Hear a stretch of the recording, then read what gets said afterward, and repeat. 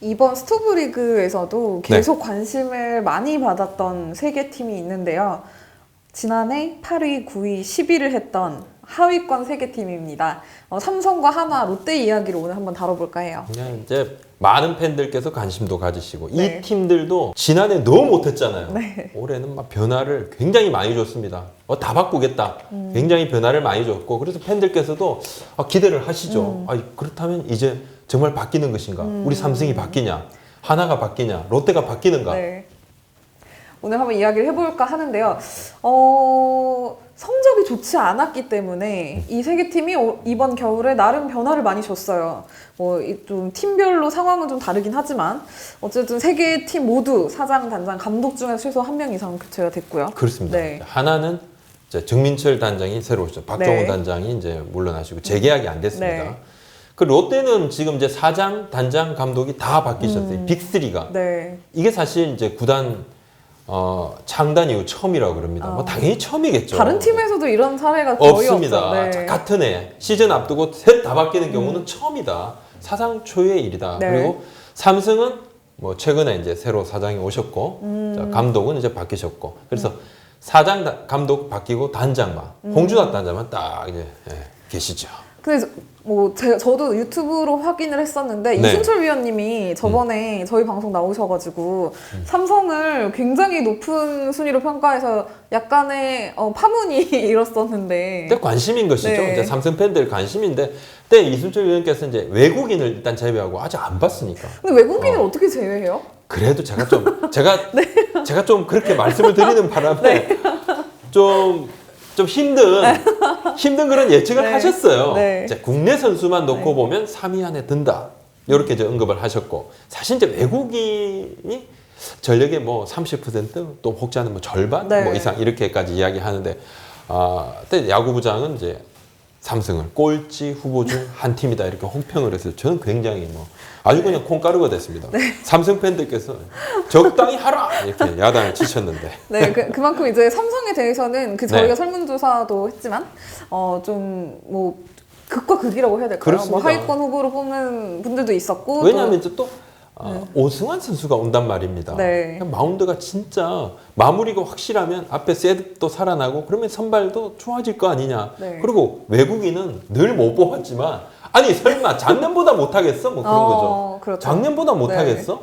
그렇습니다. 삼성은 좀 이렇게 갈리는 반면 네. 하나와 롯데는 스포츠조선 설문에서도 하위권이었어요. 야구인 네. 50인 설문에서도 네. 하위권이었죠. 네. 하나는 그냥 최하위권이었고 네. 롯데도 이제 5강 후보로는 거의 뭐 꼽히지 않았는데 뭐 꿈틀꿈틀하지만은 그래봤자 뭐 이런 분위기가 조금 많죠. 팬들께서는 그래도 우리 팀이 누구 새로 데려오고 누구까지 오고 이렇게 바꾸는데 이러는데 이제 다른 팬들께서는 그래봐야 뭐 이렇게 조금 평가절하를 하신다. 네. 저희가 야구도 안 하고 좀 적적하니까 그럼 네. 이 세 개 팀이 지금까지 어떻게 준비를 했고 어떤 변화를 했는지 한번 좀 짚어보도록 하겠습니다. 먼저 지난해 꼴찌를 했던 롯데인데요. 아까 앞서 말씀하신 네. 대로 롯데는 정말 다 바꿨습니다. 그렇습니다. 네. 자, 성민규 단장이 제일 앞서서 주도했다, 그죠? 개혁 드라이브. 자체 중계 해설도 하시더라고요. 그렇습니다. 네. 적극적인 소통, 또 팀을 바꾸는 개혁, 뭐 다 했습니다. 자, 허문회 감독은 좀 꼼꼼하다, 그죠? 성격이 약간 좀 꼼꼼하고 성향이 좀 두 분이 다르더만요. 맞아요. 정말 약간 네. 두 분 다 부산 출신이시잖아요. 근데 한문혜 감독님은 완전 성민규 단장은 저 대구. 대구군요. 네, 근데 죄송합니다. 서울 분들 네. 같은 경우는 뭐 거의 뭐 그 아니, 동네가 같은 동네 아닌가 이렇게들 말씀도 하시는데 사실 저도 서울 사람 아닌데 아무튼 저만 서울 사람이군요. 네. 네, 그러면 허문혜 감독님은 네. 굉장히 약간 좀 무뚝뚝한 부산 사나이 약간 네. 이런 느낌이고 서민규 단장님은 약간 이렇게 굉장히 낯가림도 없고 좀 이렇게 친화력이 좋은 편이잖아요. 그렇습니다. 두 분의 성격이 좀 약간 네. 정반대더라고요. 네. 그래서 롯데가 가장 눈에 띄는 부분은 일단 외국인 코치들을 좀 대거 합류를 시켰죠. 네. 분위기를 좀 많이 바꿨고 또 하나는 지성준 선수 영입 포수 네, 트레이드 구멍 했죠. 가장 네. 큰 구멍인 포수를 일단 메우기를 시도를 했습니다. 네. 이게 뭐 어떻게 메워지느냐 마느냐에 대한 그런 논란은 조금 있습니다만 자, 다음에 또 깜짝 영입이죠. 이번 FA 시장에서 가장 충격적인 부분 네. 안치홍 선수를 데려옵니다. 내야 뎁스도 강하고 타선도 강하고 네. 또 노경원 선수 다시 계약을 했죠. 1년 늦게 계약을 그렇습니다. 했죠. 네. 손순환 선수는 뭐 은퇴를 했지만 고효준 선수하고 뒤늦게 계약을 했고 네. 또 무슨 뭐 롯데답지 않은 최첨단 장비들. 정말 투자를 엄청 많이 했죠. 네, 네. 그래서 뭐 좀 기대, 부러운 시선도 좀 받았고. 네. 근데 또 한편으로는 연봉 계약, FA 계약에서는 굉장히 좀 찬바람이 막 불어요. 네, 그만큼 뭐 지금 이렇게 설명을 일일이 변화를 이렇게 열거하기에도 굉장히 숨이 가쁠 정도로 그렇습니다. 네, 정말 많은 일들이 있었습니다. 특히 롯데의 또 다른 가장 중요한 변화 사항이 바로 외국인 선수인데요. 3명이 모두 바뀌었어요. 그래서 뭐 한간에서는 뭐 아니면 도 아니냐 이렇게 했는데 뭐 사실 롯데는 뭐 한 걸 정도만 나와도 좋겠다. 그죠? 네. 스트레일리, 샘슨, 9위가 좋다, 만족하다. 아, 이렇게 네. 이야기들이 많이 나오고 기본적으로 한 150 정도 네. 전후로 빠른 볼을 던지는 선수들이고 변화구도 가지고 있고 뭐 역시 뭐 굉장히 기대를 하고 있습니다. 기대를 하고 있고 마차도 선수는 수비에서의 강점 이 부분을 참 이야기를 많이 하던데요. 네, 그 제가 캠프 가서 실제로 만나보니까 네. 외국인 선수들 셋 다 굉장히 성격이 좋고 특히 투수들 2명이 굉장히 좀 발랄한 그런 성격이어서 좀 팀에 빨리 녹아들 것 같은 그런 좀 긍정적인 전망이 됐었어요.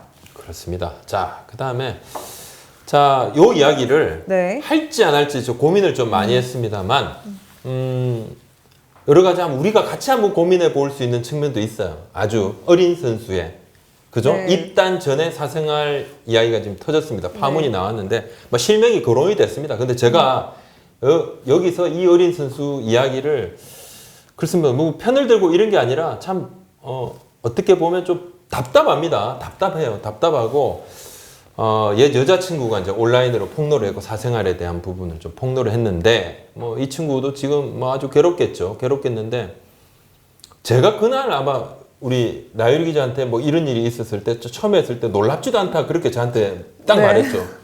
근데 놀랍지도 않다. 네. 왜냐?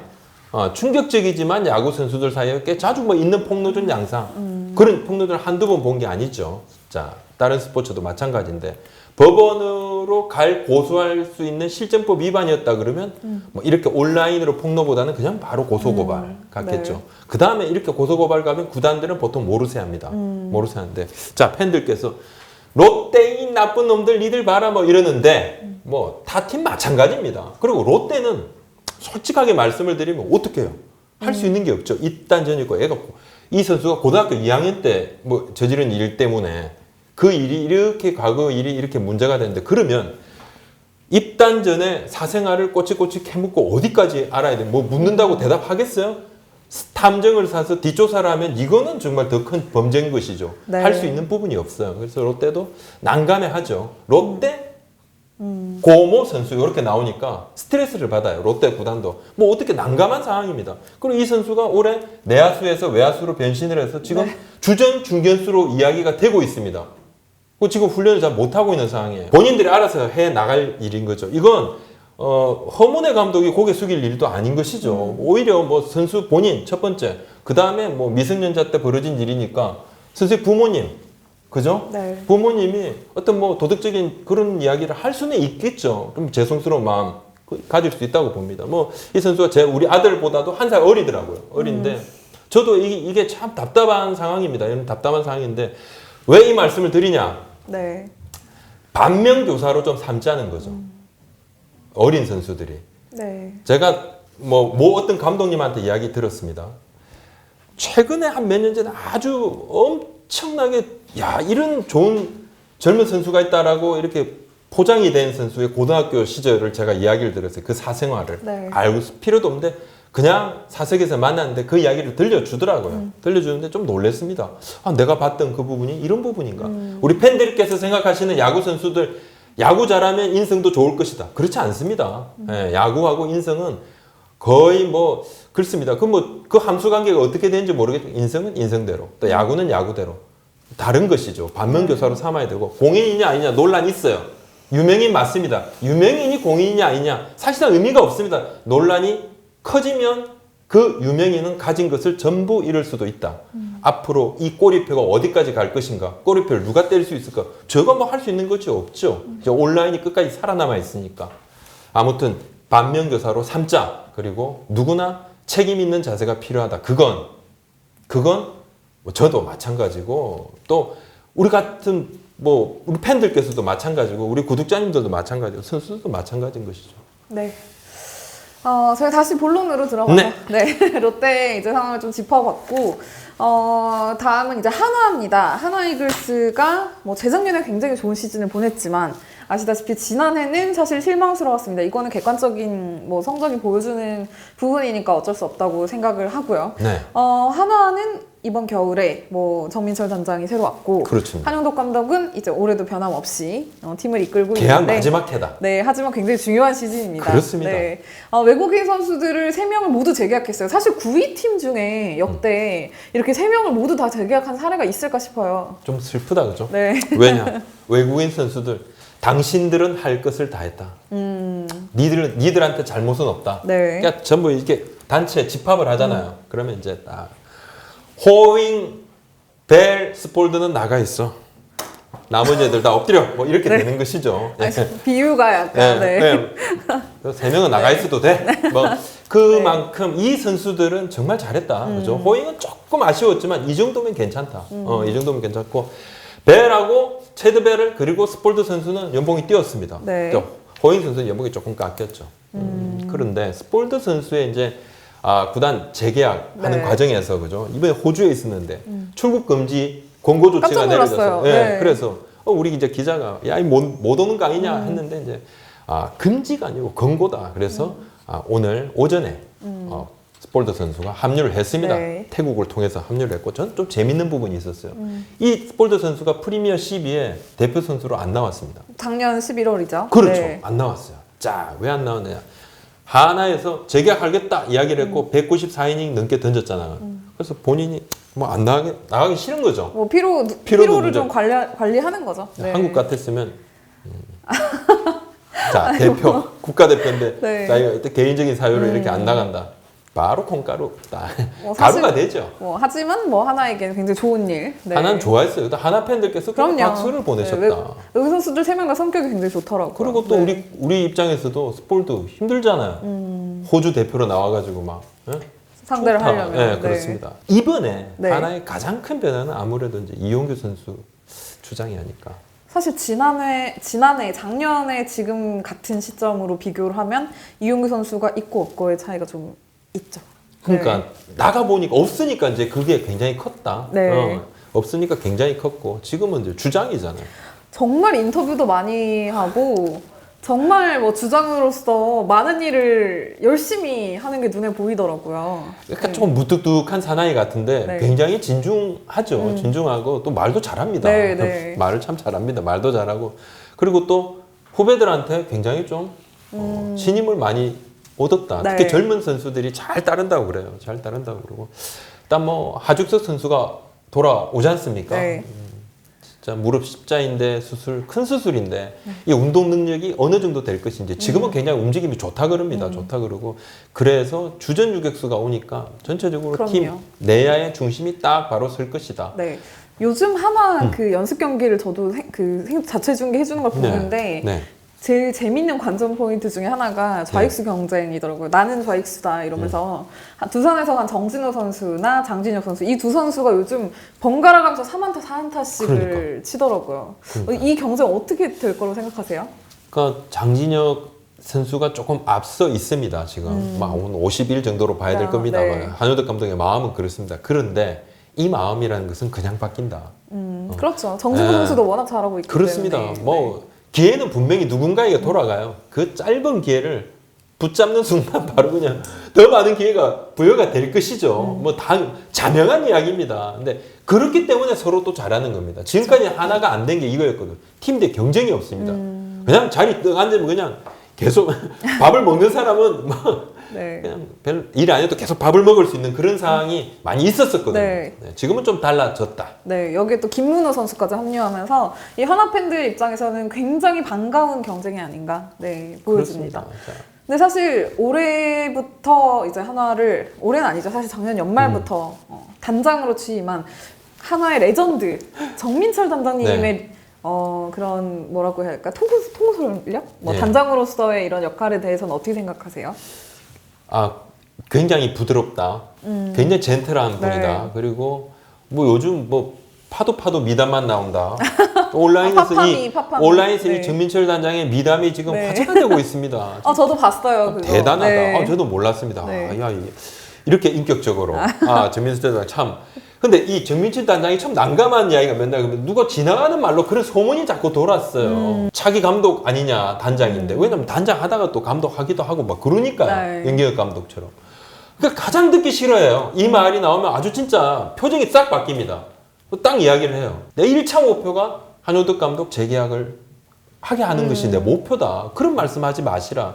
그러니까 이렇게 말씀들을 주위에서 하는 이유도 그거죠. 수년간 계속 감독 후보군으로 네. 하마평이 올랐기 때문에 이런 이야기가 나오거든요. 본인은 정말 듣기 싫어한다. 지금 나는 단장이고 내가 여기 몸담고 있는 동안은 최선을 다할 거다 이렇게 이야기를 합니다. 네, 또 두 분이 또 워낙 좀 사이가 좋기 그렇습니다. 때문에 네. 같이 이끌어갈 새 시즌이 기대가 되지 않을 수 없습니다. 네. 마지막으로 8위 팀 삼성의 상황을 한번 살펴볼까 합니다.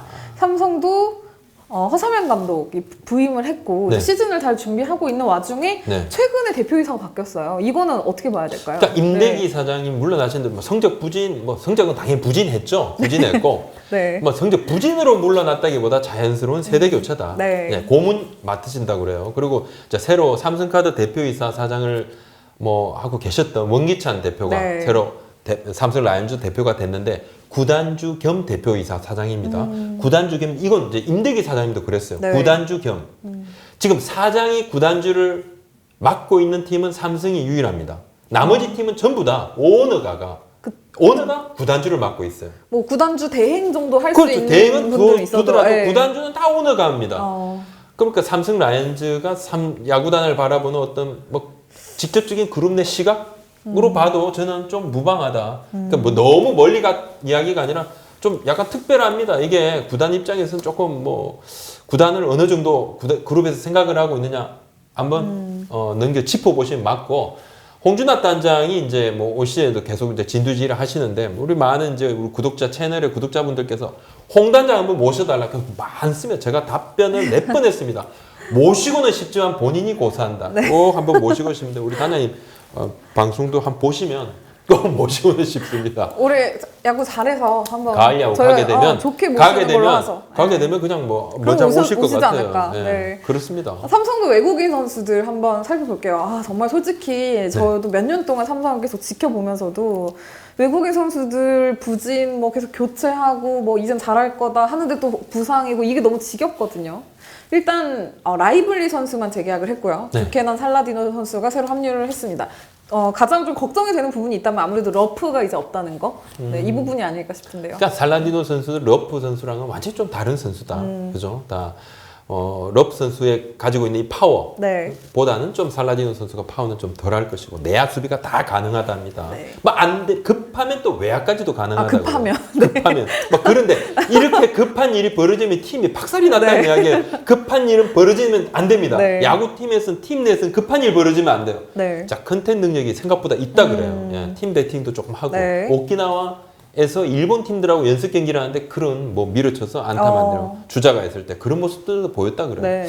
동양 야구에 이제 평소에도 관심이 많았다 그러는데 할머니는 오키나와계 일본인, 자 할아버지가 필리핀계인데 뭐 그래봐야 본인은 미국인이죠. 그렇네요. 네. 할머니 어쨌든 일본, 뭐 혼혈- 할아버지 혼혈인 필리핀 거네. 소용. 네. 자기는 그냥 미국 사람이야. 네. 미국 사람이고.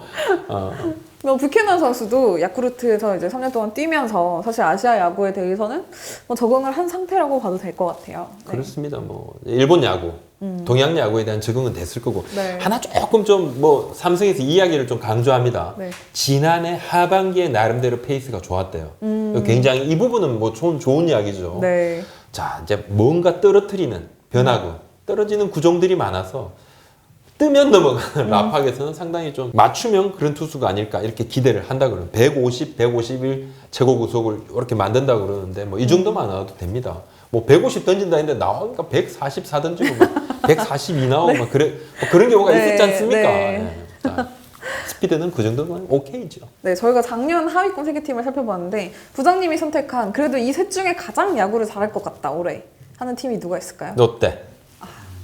담백한 답변을 끝으로 저희 방송 오늘 여기까지 하겠습니다. 자 오늘 말씀 여기까지 네, 고맙습니다. 감사합니다.